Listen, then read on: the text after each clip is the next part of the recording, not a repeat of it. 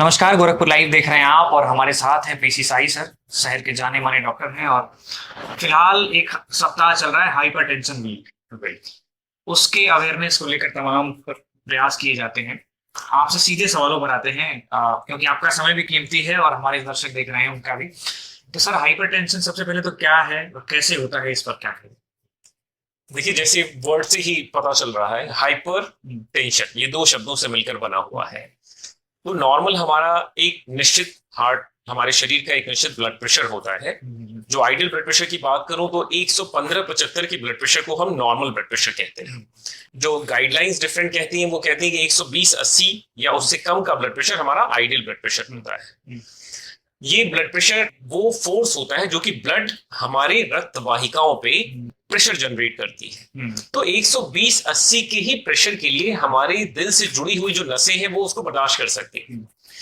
अब किसी का उच्च रक्तचाप है, यानी कि ब्लड प्रेशर 120/80 से अब ज्यादा हो रहा है, हाई हाई हाई हो रहा है, तो इसे हम हाइपरटेंशन कहते हैं। इसका मतलब है कि हमारे जो दिल से जुड़ी हुई जो नसें हैं अब ज्यादा प्रेशर पे वो सारी एक्टिविटी कर रही है। अंगों को खून की सप्लाई कर पा रही है। तो जैसा कि आप जानते हैं कि कभी भी प्रेशर ज्यादा है तो कुछ ऐसी जगह होती है जहां पे चोट लगती है और टूट फूट होने लगती है। और जब टूट फूट होती है तो वहां पे जो भी हमारे खाने पीने में जो भी ऑयली चीजें हैं, जो भी कोलेस्ट्रॉल है, वो सब चीजें डिपॉजिट होने लगती हैं और भविष्य की बड़ी बड़ी परेशानियों को जन्म देती है। तो सर, ये हाइपरटेंशन जैसे कि आप बताया कि बीपी जो है, सामान्य भाषा में जो कहते हैं कि हाई बीपी, हाई बीपी, लो बीपी भी कैसे नहीं आता है कि वो अलग चीज है? लो बीपी जैसी बेसिकली कोई बड़ी परेशानी नहीं होती है। लो बीपी करके पेशेंट्स मल्टीपल आते हैं, बट ये कोई बड़ी परेशानी नहीं है।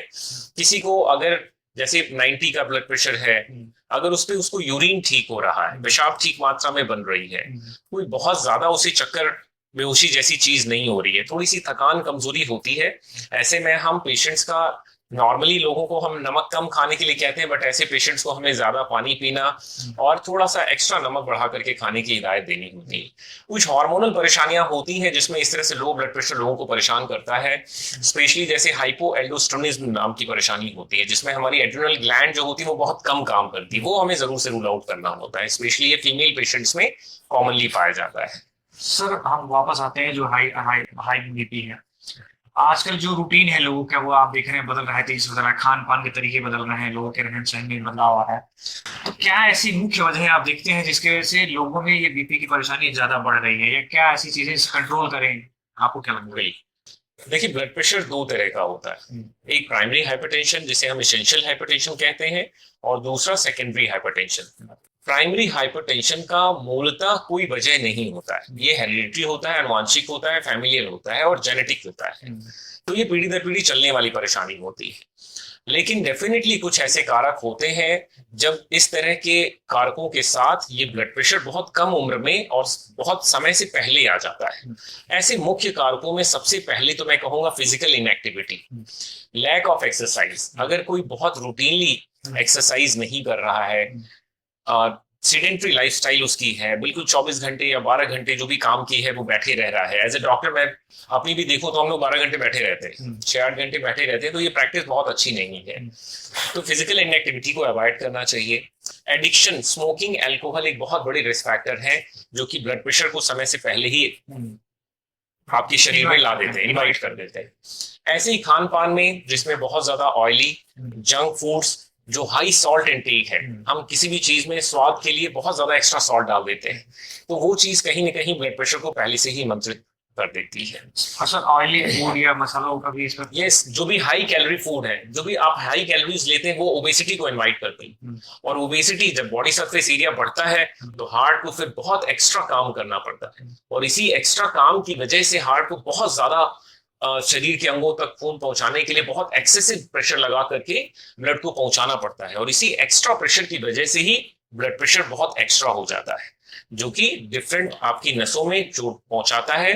और सबसे बड़े जो ब्लड प्रेशर की जो मेन कॉम्प्लिकेशन होते हैं उसमें स्ट्रोक बहुत बड़ा कारण है, फालिस की परेशानी, राइट। फालिस हो जाता है, हार्ट अटैक हो जाता है, आंखों में रेटिना की प्रॉब्लम हो जाती है, रेटिनोपैथी हो जाती है, गुर्दे खराब हो जाते हैं, हमारे पैरों की नसें खराब हो जाती हैं, और ये परेशानियां बहुत परमानेंट होती हैं। तो ब्लड प्रेशर जैसी एक परेशानी जिसको हम बेहद ही सामान्य तरीके से एक बीपी इंस्ट्रूमेंट से जान सकते हैं, उसको समय पे अगर हम कंट्रोल करते हैं तो भविष्य की बड़ी से बड़ी परेशानी से बच सकते हैं। और कहा जाता है कि अगर ब्लड प्रेशर को हम समय से कंट्रोल कर लें तो व्यक्ति अमर भी हो सकता है, क्योंकि मृत्यु का बहुत बड़ा प्रमुख कारण है, सबसे बड़ा कारण है, सबसे प्रमुख कारण है फॉलिस हार्ट अटैक। अगर आप कार्डियोवैस्कुलर डिजीज को प्रिवेंट कर लेते हैं तो आप अमर भी हो सकते हैं। अमरता का ये मतलब नहीं है कि आप मरेंगे नहीं, ऐसा संभव नहीं है, लेकिन आप एक क्वालिटी, आपकी अब क्वालिटी ऑफ लाइफ जब तक आप जीवित रहेंगे वो मेंटेन रहेगी। सर क्या आखिरी में क्या कहना चाहेंगे कि जैसे कौन से लक्षण होंगे, जैसे कई लोग ऐसे हैं मेरे जानने में तो कहते हैं कि अरे हम ये सब चेकअप नहीं कराएंगे, एक बार पता चल जाएगा तो हमको टेंशन हो जाएगा। ये मैक्सिमम लोग ये कहते हैं, कहते हुए मिलते हैं, अरे हम कुछ चेक वेक नहीं कराएंगे, कुछ रिपोर्ट में आ जाएगा तो हमको बहुत टेंशन हो जाएंगी। तो लेकिन कुछ सिम्टम तो जरूर होते हैं ना कि आपको बीपी बढ़ने लगा है, क्या पसीना वसीना आना या क्या होना, क्या होता है? देखिए ये बहुत अच्छा आपने प्रश्न किया है, और मैं इसके बारे में यही कहूंगा कि 90% लोगों में ब्लड प्रेशर का कोई सिम्टम नहीं होता है। ये साइलेंट किलर है, ये छुप के आपके शरीर में वार करता है। तो आपको सिम्टम्स का वेट नहीं करना है। गाइडलाइंस कहती हैं 18 साल के बाद आपको हर 2 साल में, जिसको ब्लड प्रेशर नहीं है, जिसको रिस्क फैक्टर्स नहीं है, उसको 2 साल में अपना ब्लड प्रेशर जरूर से दिखा लेना चाहिए। जिसको रिस्क फैक्टर है, जिसकी फैमिली हिस्ट्री है, उसको हर साल में या 6 महीने में अपने depending on risk factors regularly अपना ब्लड प्रेशर दिखाते रहना चाहिए। ये बहुत आसान सा जांच है, कुछ वैसा ये बिल्कुल तो आप घर पे भी कर सकते हैं। कोई भी घर पे आजकल ऑस्किलोमेट्रिक डिवाइसेस है, जिसमें डिजिटल बीपी इंस्ट्रूमेंट्स हैं जो कि आराम से आपके ब्लड प्रेशर को तुरंत 2 मिनट में बता देती है। तो ब्लड प्रेशर के कुछ सिम्टम्स होते हैं 2 से 5% लोगों में, जिसमें हेडेक एक प्रमुख कारण है। अभी मैं बताऊं कि कुछ दिनों पहले ही मेरे पास एक पेशेंट था जिसे 6 महीने से हेडेक की प्रॉब्लम थी, और वो एसिक्लोफिनैक दर्द निवारक दवा ले रहा था और उसको आराम भी मिल जाता था। बट ये कंटिन्यूअसली खाते खाते उसे लगा कि चलो कोई और कारण होता है, हो सकता है, तो उसने अपने पास के फिजिशियन को दिखाया। ब्लड प्रेशर मेजर किया गया तो it was in the range of 210/120, तो बहुत इतना ब्लड प्रेशर था। और जब इस ब्लड प्रेशर को कंट्रोल किया गया तो आप यकीन नहीं मानेंगे उस पेशेंट की क्या खुशी रही। उसका जो सिर दर्द था वो पूरी तरह से गायब हो गया, पूरी तरह से गायब हो गया। तो हेडेक एक बहुत कॉमन सिम्टम है। डिजीनेस हो सकता है, किसी को नोज ब्लीड हो सकता है, किसी को फॉलिस के शुरुआती सिम्टम्स के रूप में आ सकता है। तो ये फैटीग हो सकता है, आपको चलने फिरने में थकान सी लगेगी, आपको सांस फूल सकती है, किसी को छाती में दर्द हो सकता है, घबराहट जैसी परेशानी के रूप में भी आ सकता है। बट मेरी समझ से ये सिम्टम्स बहुत मिनिमल लोगों में मिलते हैं, राइट? और ये बहुत नॉन स्पेसिफिक होते हैं, इनकी वजह कई हो सकती है। तो आपको इन सब चीजों का इंतजार नहीं करना है। सबसे पहली चीज आपको जानना है कि हर 4 व्यक्ति में से 1 व्यक्ति को ब्लड प्रेशर है। आप अभी जाकर के अपना ब्लड प्रेशर देखेंगे और आप ब्लड प्रेशर की या तो प्री हाइपरटेंशन स्टेज में हो सकते हैं या हाइपरटेंशन स्टेज में हो सकते हैं, राइट? डाटा के अनुसार जो एक इंडियन सर्वे है उसने बताया है कि 21% महिलाओं में और 24% पुरुषों में भारतवर्ष की blood pressure Frank blood pressure है, और उसमें से 50% लोगों को पता ही नहीं। Plus 39% female pre hypertension stage में है, जो कि प्रोन है अगले 1-2 साल में उन्हें ब्लड प्रेशर हो जाएगा, और 49% मेल जो है वो प्री हाइपरटेंशन स्टेज में है। सर अगर एक बार ये हो जाए बीपी की, जो एक बार हमको पता चल जाए कि हमारी बीपी बढ़ी हुई है, तो कई लोग कहते हैं कि इसलिए नहीं वो बीपी चेक कराना क्योंकि अब जीवन भर दवा खानी पड़ेगी। तो कोई बुराई नहीं, मुझे लगता है अगर अगर आपको स्वस्थ रहना है और एक दवा सिर्फ खानी है तो क्या एक और इसमें पॉइंट में ऐड कर रहा हूँ कि कई लोग कहते हैं कि आदत पड़ जाएगी तब खाना ही पड़ेगा, अभी तक बिना खाए रहे थे, अब 1-2 बार खा लेंगे तो अब आदत पड़ जाएगी इसलिए अभी नहीं खाना। ये लोग मैक्सिमम बताते हैं। हाँ, ये बहुत कॉमन क्वेश्चन है, ये सभी पेशेंट्स ऑलमोस्ट समझ लीजिए 90% पेशेंट्स पूछते हैं, और ये बहुत बड़ा मिथ है। देखिए सबसे पहले हम ब्लड प्रेशर के कंट्रोल में लाइफस्टाइल मॉडिफिकेशन को बताते हैं, और उसके साथ जिस तरह का, जिस लेवल का ब्लड प्रेशर होता है उसके अकॉर्डिंगली हम ब्लड प्रेशर की दवाइयां लिखते हैं। जो पेशेंट लाइफस्टाइल मॉडिफिकेशन करने में उसका इफेक्ट आने में थोड़ा समय लगता है, लेकिन ब्लड प्रेशर को हमें इमीडिएटली कंट्रोल करना होता है, जिसके लॉन्ग टर्म बेनिफिट्स होते हैं। तो लाइफ कुछ पेशेंट जो बहुत अच्छा लाइफस्टाइल मेंटेन कर लेते हैं, वेट लॉस कर लिया, स्मोकिंग अल्कोहल पूरी तरह से बंद कर दिया, फिजिकली एक्टिव हो गए, अपनी सीडेंटरी लाइफस्टाइल को हटा दिया, तो ऐसी बहुत ज्यादा पेशेंट मेरी नॉलेज में है या मेरे अपने खुद के पेशेंट हैं, हजारों हजारों पेशेंट हैं जिनकी दवाइयां बहुत ज्यादा दवाई से शुरू होती है, बहुत कम दवा पे आते हैं, और कुछ लोगों की 10 से 20% लोगों की दवाइयां पूरी तरह से बंद भी हो जाती हैं। यानी तो कि आपकी लाइफस्टाइल पे डिपेंड करता है कि फ्यूचर में आपकी दवाइयां चलनी है नहीं चलनी।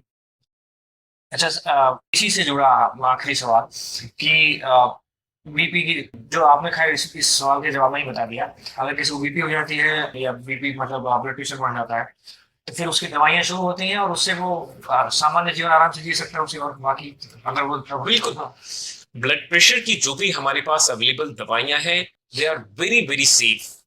लॉन्ग टर्म में उनके कोई बहुत सिग्निफिकेंट साइड इफेक्ट्स नहीं है, और फ्यूचर उनकी मॉर्टेलिटी और मॉर्बिडिटी बेनिफिट्स हैं, मतलब आपकी मृत्यु दर और बीमारी के दर को काफी हद तक वो कम कर देती हैं, और ये सेफ दवाइयां हैं, इनको खाने में कोई परेशानी नहीं है। चलिए सर, आपने इतना समय दिया इसके लिए बहुत बहुत धन्यवाद। Thank you very much. बहुत बहुत धन्यवाद आपका।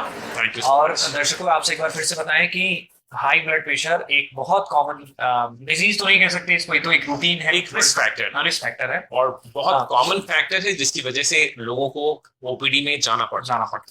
तो आप समय रहते इसको पहचानिए, और सब एक, मुझे लगता है सारी बीमारियों में सबसे आसान इसी की जांच है। बिल्कुल, सबसे आसान जांच है, और ये सबसे बड़ा किलर। हाँ, इस बात को पहचानना पड़ेगा। कभी कभी डॉक्टर्स, फिजिशियन भी इसको बहुत लाइटली ले लेते हैं, लेकिन अगर मैं ब्लड प्रेशर, शुगर, कोलेस्ट्रॉल, अगर तीनों को कंपेयर करूं, तो blood pressure is the biggest killer.